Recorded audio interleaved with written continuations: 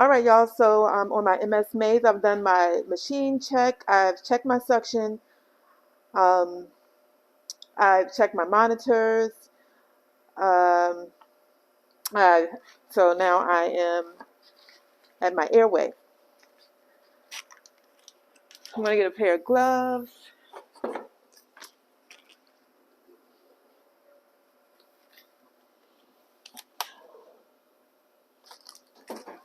So our first case is going to be a hernia repair. It's going to be a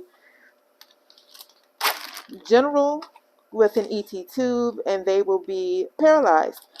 So I have my airway set up. I have a size, this is a lady, I have a size 7.0 ET tube. I'm going to check my, well, first I'm going to stylet my ET tube.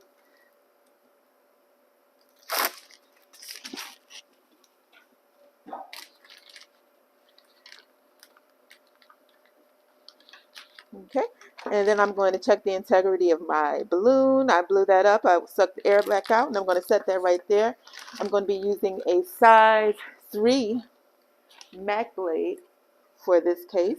I'm going to make sure the light is working on that. Otherwise, I wouldn't be able to see when I'm looking in their airway. I'm going to use an esophageal temp probe for this case. Going to have that out and ready. I'll have an oral airway just in case they end up needing that. I have my tape to tape my ET tube. I have my gauze to make a soft bite block. I have my tongue depressor. I have my OG tube that we're going to put down. I have my stickers for my biz monitor. And I'm going to wrap this stuff up into a pretty neat little package here. And that'll be ready for my first case, if it'll stay closed. All right. Okay, and the medications that I have drawn up, I have 2 sticks of propofol. One is, just the stick that I will need for injection, and then I have my, what they call the oh shit, stick of propofol, just in case I need that, and the patient may need more sedation, so that is just for that. And then I have my stick of lidocaine for induction, rocuronium for my long-term paralytic. My succinylcholine is what they use here for induction. And then I have these 2 vials for my fentanyl and my Versed. I will be given the Versed pre-op for an anxiolytic or sedation, and then fentanyl will be for induction also to blunt the sympathetic response to the laryngoscope. I just don't have those drawn up yet because they are controlled substances, and my preceptor will have to get that out for me. So that is my medication part of my MS Maze. So I'm going to go through my MS Maze again, and then I'm going to do it again when we get the patient. So my machine has been checked. As you can see, it did the full test, and that passed everything. I checked to make sure that my O2 tank in the back is at least half full. That was good. I checked my monitors to make sure that they are good and make sure they're set at what I want them to be set at. I got my SIVO full. I checked the auxiliary oxygen to make sure that was working. My suction is working. I got that going. My CO2 absorber is doing good. That's white. I don't see any purple in it, so that is doing good. Then now we're on the M part. Well, we did the M part of the MS Maze. That was the monitors. Now the A part is my airway setup. The I part is the IV. The pre-op nurses put in the IV here. If we do need another IV, we will get that after we put them under. And then my medications, my drugs, they are all sitting here. I will put them in the Pyxis.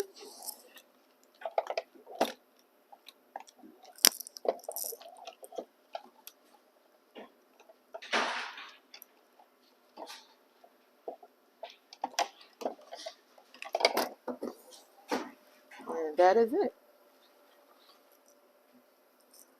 All right, y'all, I'm back. So I had a pretty good clinical day today.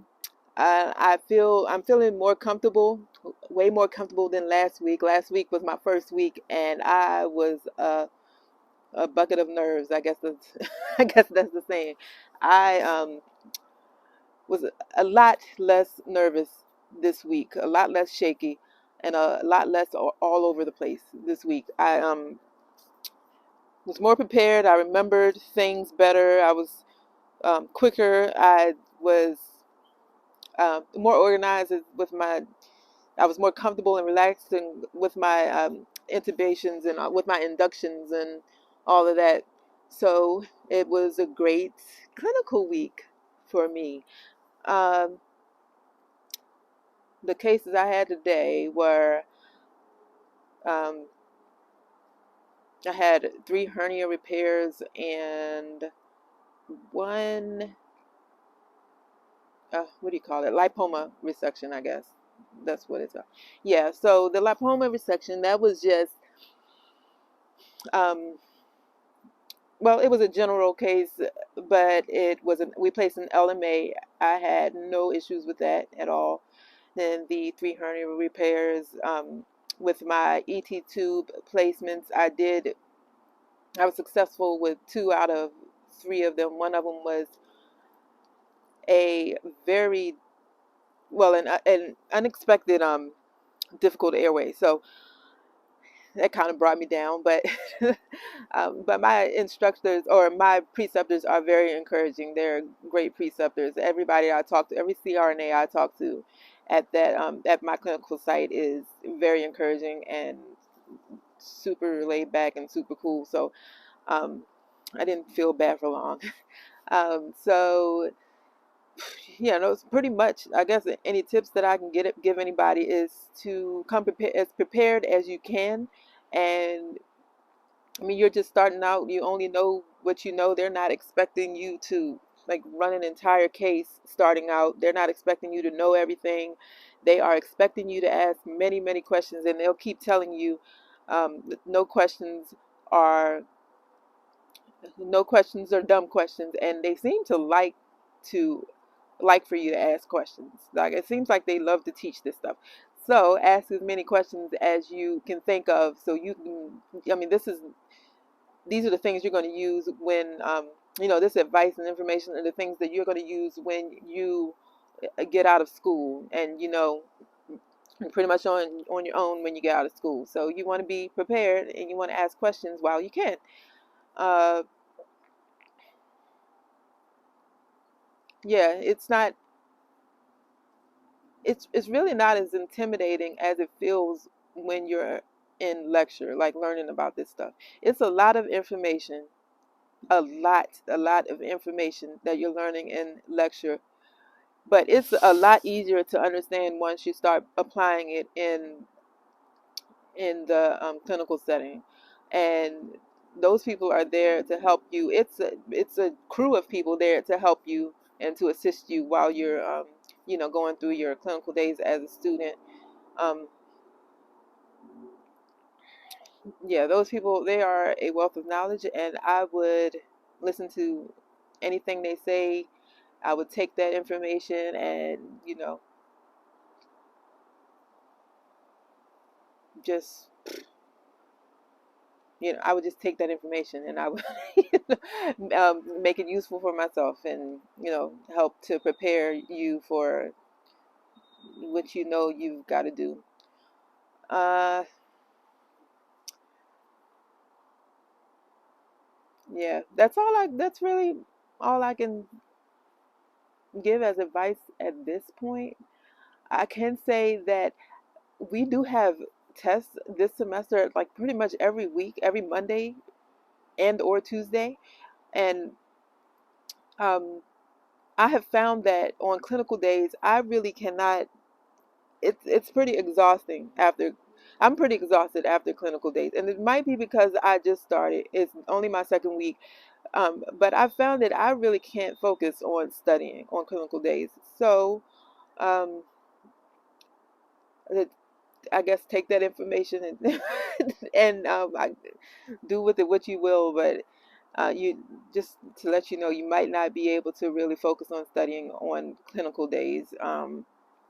So I'm going to try to study as much as I can this weekend since that test is on Monday, and I really like to revisit what I did in clinical for today, and try to come up with ways I could be better for next week, because this was my last day for clinical. We only do 2 days starting off, so I'm just going to revisit the day. I write notes throughout the day. I'm going to look at what I could have done better and how I could be more efficient and all of that. And I will try to be better next week.